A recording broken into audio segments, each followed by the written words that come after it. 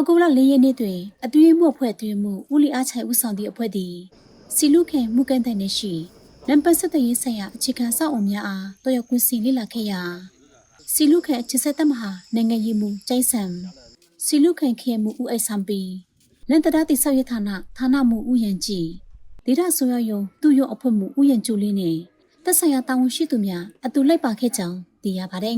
။ကွင်းစင်လေ့လာရေးအဖွဲ့သည်ရိုးတင်ကြီးရွာ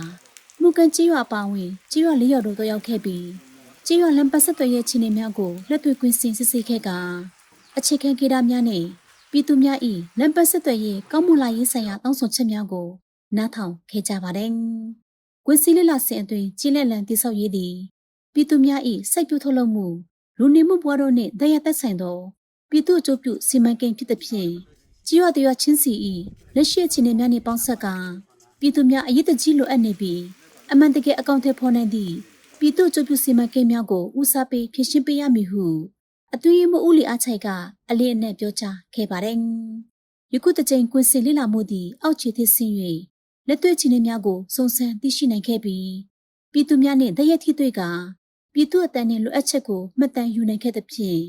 အထူးရ၏လမ်ပတ်ဆက်သွယ်ရေးအခြေခံအဆောက်အုံတည်ဆောက်ရေးအတွက်သိပ္ပံနည်းကျပြီးအသေးစိတ်ကျသောအချက်လက်အထောက်အထားများကိုပံ့ပိုးပေးနိုင်ခဲ့ကြောင်းတင်ဆက်လိုက်ပါရရှင်။